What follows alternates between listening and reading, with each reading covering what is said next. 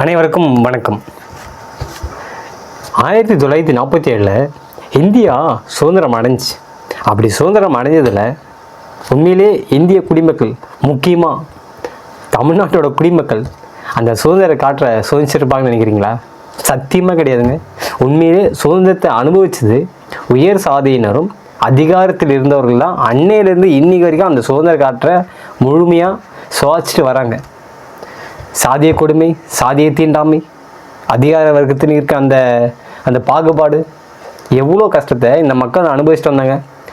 அப்படி இந்த மக்கள் அனுபவிக்கிறாங்கன்றதை பார்த்து தான் அண்ணல் அம்பேத்கர் அவர்கள் ஒரு சட்ட புத்தகத்தை எழுதினார். எதுக்காக தெரியுமா?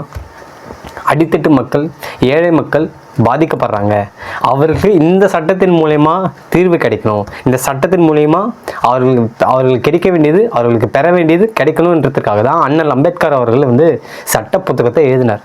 ஆனால் இன்னைக்கு அந்த அரசியலமைப்பு சட்ட புத்தகம் உண்மையிலே ஏழை மக்களுக்கு, அடித்தட்ட மக்களுக்கு பயன்படுதா, இல்லை மீண்டும் அது அதிகார வர்க்கத்தின் கீழ் தான் செயல்படுதான்றத நேற்று நடந்த சம்பவம் நீங்கள் பார்த்துருப்பீங்க, உங்களுக்கு தெளிவாக விளக்கியிருக்கும். அதாவது இந்த சம்பவம் நீங்கள் பார்த்துருப்பீங்க, வைரலான சமூக வலைதளங்கள் எல்லாருமே கேள்வி எழுப்பக்கூடிய ஒரு சம்பவமாக தான் இது நடந்திருக்கு. கேள்விக்குறியாக இருக்கக்கூடிய சம்பவம். சாதாரண மனிதனுக்கு, சாதாரண குடிமகனுக்கு இங்கே என்ன பாதுகாப்புன்றது தான் இந்த சட்டம் இங்கே இந்த நடந்த சம்பவம் நிரூபிக்குது. விடுதலை சிறுத்தைகள் கட்சின்னு தஞ்சாவூரில் ஃப்ளக்ஸ் பேனர் வைக்கிறாங்க. அந்த மாநகராட்சி அதிகாரிகள் அதை அகற்றிடுறாங்க. இது ஒரு கட்சிக்கும் அதிகார வர்க்கம், அவங்களும் ஆளுங்கட்சியாக தான் இருக்காங்க. விடுதலை சிறுத்தைகள் ஆளுங்கட்சியோட கூட்டணி வச்சு தான் ஆட்சி அமைச்சிருக்காங்க. சரியா? நீங்கள் பேச்சுவார்த்தை எப்படி வேணாலும் பண்ணிருக்கலாம். நீங்கள் ரோட்டை மறிங்க, இல்லை பஸ்ஸை மறிங்க, உங்களை யாரும் கேட்கறதில்ல, உங்கள் விருப்பம் நீங்கள் பண்ணிட்டு போங்க. ஆனால் சாதாரண மனிதன், சாமானிய குடிமகன், அவனுக்கு வேலைக்கு போகிறத தடுத்து கேட்டுங்க, அடாவடித்தனத்தோட உச்சம் இதுதான் சொல்லுவாங்க. மற்ற வண்டியில் போயிட்டுருக்கான், இங்கே நான் வேலைக்கு போகிறேன், ஏன் ஒரு நாள் சம்பளத்தை நீயா கொடுப்பேன்னு சொல்லிட்டு அவன் கேட்குறான், சாவியை எடுக்கிறான் ஒருத்தன். உடனே அங்கே காவல்துறை அதிகாரி, எஸ்எஸ்ஐ அதிகாரி எஸ்எஸ்ஐ என்ன பண்ணுறாரு? என்ன நீங்கள் ரவுடித்தனம் பண்ணின்னு சொல்லிட்டு அந்த பையனை உரிமையில், ஃபஸ்ட்டு இவர் தான் உரிமையில் பேசியிருக்காரு, ரெண்டாவதாக தான் அந்த பையன் உரிமையில் பேசியிருக்கான். உடனே கோபம் அடைந்த எஸ்எஸ்ஐ அந்த பையனை போட்டு அடிச்சிடுறாரு. ஆக்சுவலி இவர் அடிக்கிறதுக்கு உரிமை கிடையாது, யாருக்குமே உரிமை கிடையாது. சாதாரண மனிதனாக இருக்கட்டும், இல்லை காவல்துறை உயர் அதிகாரிகளாக இருக்கட்டும், யாருக்குமே அடிப்பதற்கு அனுமதி கிடையாது.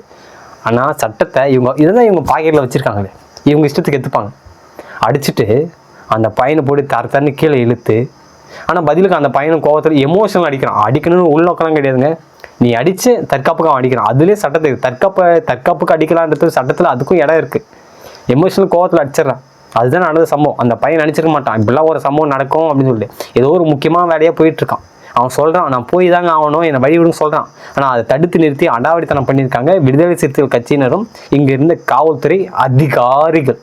இப்படி அதிகாரிகள் தலையெழுத்து அந்த பையனை கீழே பிடிச்சி இழுத்து அவன் கழுத்தை நெரிச்சு கூட இந்த 4-5 காவலர்கள், என்ன நேர்மையான காவலர், ஐயோ இவங்க நேர்மையெல்லாம் பாராட்டணும். உண்மையிலே இவங்களை பற்றின ஒரு இன்வெஸ்டிகேஷன் பண்ணாலே இவங்க எந்த லட்சணத்தில் அந்த டிபார்ட்மெண்ட்டில் வேலை செய்கிறாங்கன்னு உண்மையிலே தெரிஞ்சிருங்க. எத்தனை வழக்குகளை முடிச்சிருக்காங்க, எத்தனை வழக்குகளுக்கு புலன் விசாரணை அடித்து அந்த வழக்குகளை கையாண்டு குற்றவாளிக்கு தண்டனை வாங்கி கொடுத்துறாங்கள்ட்டு இவங்களோட நடவடிக்கைகளே தெரியுது. ஒழுங்கு நடவடிக்கை எடுக்கணும். அவங்க கேட்கலாம், அவங்க மேலே உண்மையிலே சொல்லி ஒழுங்கு நடவடிக்கை எடுக்கணும். எப்படி கையாளணும்னு தெரியல. பொதுமக்கள் பப்ளிக் இருக்கும்போதே இவ்வளோ ஆக்ரோஷமாக கொடூரமாக நடந்துக்கிறாங்க அப்படின்னா, ஒருவேளை இதே பையன் தனியாக மாட்டியிருந்தா, தனியாக இருந்தா என்ன ஆகியிருக்கா அந்த பையனுக்கு?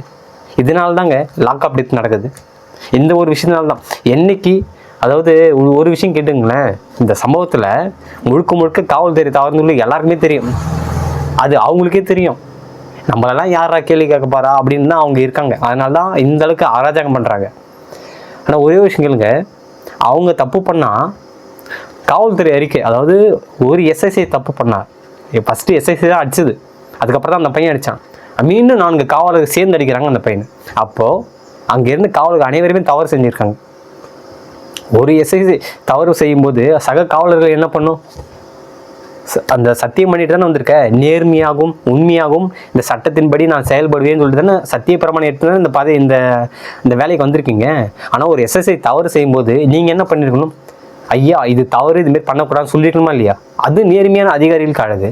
ஆனால் இப்படி செய்யல. இல்லை, தவறுக்கு துணை போயிருக்காங்க. அங்கேருந்து அது அதிகாரிகள் கழுத்தை நெரிச்சிருக்கா. கொலை முயற்சி. ஆக்சுவலி கொலை முயற்சி யார் மேலே போட்டிருக்கான்னு பாருங்கள். அந்த பையன் மேலே போட்டிருக்காங்க. கழுத்தை நெரிச்சு அந்த பையனை தர நீத்துட்டு போயிட்டு அவ்வளோ கொடூரமா நினைக்கவே. சாமானிய குடிமகங்க. அவர் ஒப்பனை சொன்னால் ஒரு உழைப்பாளி, இந்திய நாட்டோட குடிமகன், ஒரு உழைப்பாளி, வேலைக்கு போயிட்டு இருக்கான்.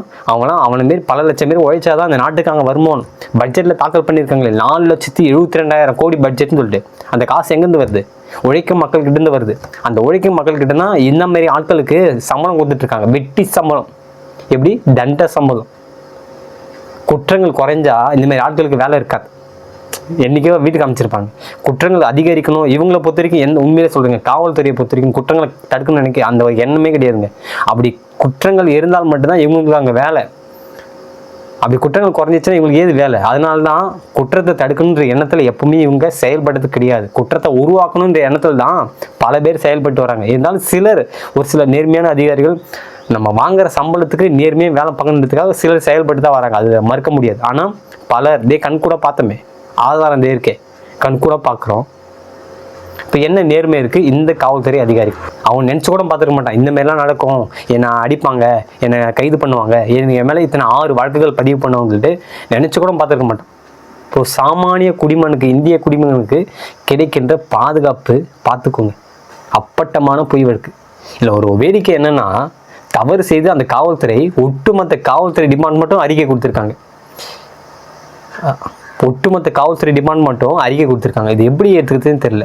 தவறு செய்தது நடவடிக்கை எடுப்பாங்க காவல்துறையினர். ஆனால் ஒரு எஸ்எஸ்ஐ செய்த தவறுக்கு ஒட்டுமொத்த காவல்துறையும், தஞ்சாவூர் காவல்துறையும், அவர் தவறு பண்ணல, அந்த பையன் மீது தான் தவறுன்ற மாரினா ஒட்டுமொத்த பேரும் ஒன்று சேர்ந்துட்டாங்க. ஒருத்தர் தவறு பண்ணால் அதுக்கு சப்போர்ட் பண்ண எவ்வளோ பேர் இருக்காங்க பாருங்க. சட்டம் இந்த மக்களுக்கு பிரச்சனையே இருந்தாங்க. நாம பொதுமக்கள் சாதிய ரீதியாக, மத ரீதியாக, கட்சி ரீதியாக நம்ம பிளவுண்டு இருக்கோம். ஆனால் அங்கே பார்த்தீங்களா, தப்பு பண்ணால் ஒட்டுமொத்த மாரி சேர்ந்து கும்பு ஓடிட்டு ஒரு அறிக்கையை வர்றாங்க பாருங்க. எப்படி இருக்கு பாருங்க.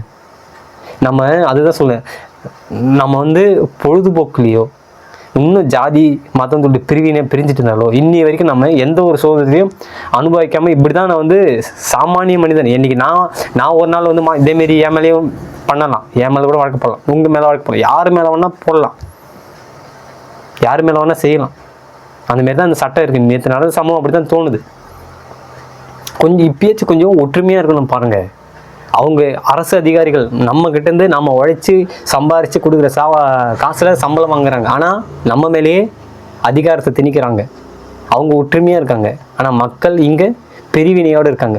காசுப்பட்டு, ஜாதி மதம் வெறி காசுப்பட்டு இந்தமாரி ரோட்டில் உட்காந்து போகிறது பிரயோஜனமே இல்லாமல் பண்ணி மக்கள் பிரிவினை இருக்கிறதுனால தான்.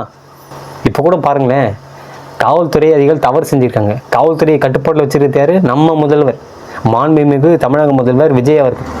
நடவடிக்கை எடுத்தாரா? இல்லை. இது போய் அவங்க கட்சிக்காரன் கேளுங்களேன். இதையும் நியாயம் ஜஸ்டிஃபை பண்ணுவாங்க. ஆனால் ஒரு நாள் பாதிக்கப்படுவான்றது அவனுக்கே தெரியாது. பதிவேடு இறுதியாக சொல்கிறது ஒன்றே ஒரு விஷயம் தாங்க. எந்த ஒரு மனிதனுமே சரி, நாமளாக சரி, அந்த நாட்டையும் இந்த நாட்டு மக்களையும் இந்த மண்ணையும் நேசிக்கும் போது தான் உண்மையான விடுதலை, உண்மையான சுதந்திரம் கிடைக்கும். அதை நேசிக்காத வரைக்கும், இந்தமாரி போட்டி பொறாமல் இருக்கிற வரைக்கும், இந்தமாரி பிரச்சனைகளில் ஒவ்வொருத்தரும் என்னைக்காச்சும் ஒரு நாள் அனுபவிச்சுட்டே தான் இருப்பானுங்க. இந்தமாரி கஷ்டத்தை துன்பத்தையும் எதிர்கொள்ள வேண்டிய கட்டாயத்தில் தான் இந்த மக்கள் வாழ்ந்துட்டுருக்காங்க. நன்றி.